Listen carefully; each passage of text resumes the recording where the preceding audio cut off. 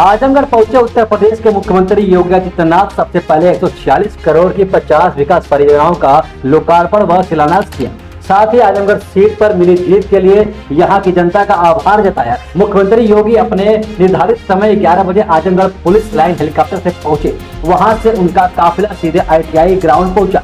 वहां उन्होंने 143 करोड़ की 50 परियोजनाओं का लोकार्पण व शिलान्यास किया। मुख्यमंत्री योगी ने अपने संबोधन की शुरुआत में ही विपक्ष पर हमला बोलते हुए कहा कि 2017 से पहले आजमगढ़ के नौजवान जब कहीं नौकरी की तलाश में जाते थे तो उन्हें अपनी पहचान छुपाने की जरूरत पड़ती थी, क्योंकि विपक्ष ने आजमगढ़ की यही पहचान बना रखी थी। लेकिन अब ऐसा नहीं रहा। अब आजमगढ़ विकास के पथ पर अग्रसर होने वाला प्रमुख जनपद है। उन्होंने कहा कि आजमगढ़ में भारतीय जनता पार्टी का एक भी विधायक नहीं रहने के बावजूद भी आजमगढ़ का विकास कभी रुका नहीं। साथ ही उन्होंने कहा कि आजमगढ़ की जो प्रतिभा थी वो राजनीतिक संकीर्णताओं के कारण विघटनकारी ताकतों का शिकार हो गई। उन्होंने कहा कि प्रदेश के 1,61,000 नौजवानों को नौकरी से जोड़ा गया और साथ ही स्नातक और परास्नातक के छात्रों को नई तकनीकी से जोड़ने का काम किया जाएगा और उन्हें लैपटॉप और टैबलेट जैसे उपकरणों का वितरण किया जाएगा। मुख्यमंत्री योगी आदित्यनाथ ने अपने संबोधन के दौरान कहा कि सांसद दिनेश लाल यादव निरहुआ व आजमगढ़ के तीनों MLC को आपस में बैठकर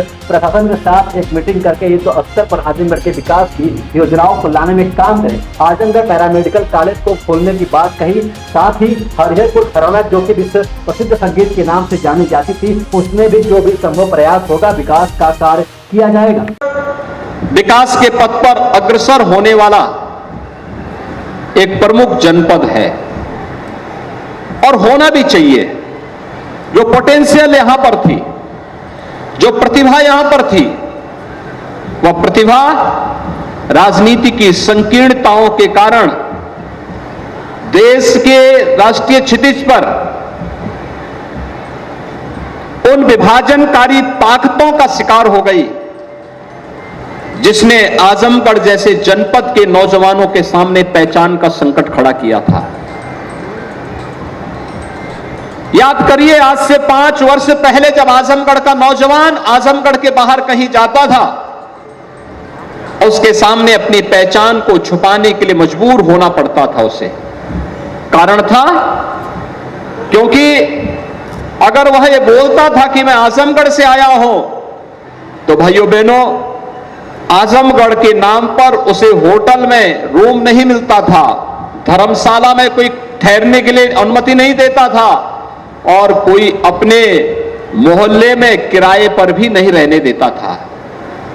क्या बीती होगी जो नौजवान इस दौरान आजमगढ़ से बाहर रोजी रोजगार के लिए निकला होगा।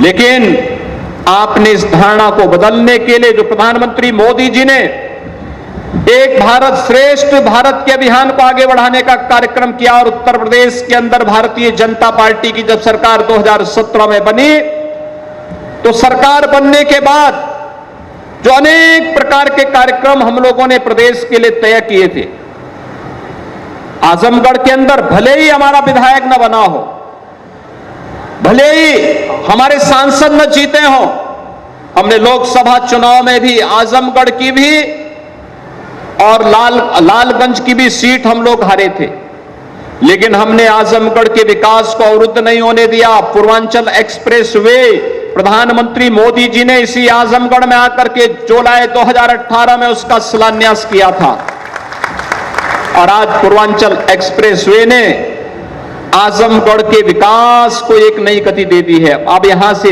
लखनऊ जाना हो, भाइयों बहनों, मात्र 2 घंटे में आप लखनऊ पहुंच सकते हैं। आपको दिल्ली जाना हो तो पूर्वांचल एक्सप्रेसवे से लखनऊ, आगरा एक्सप्रेसवे और यमुना एक्सप्रेसवे पकड़ करके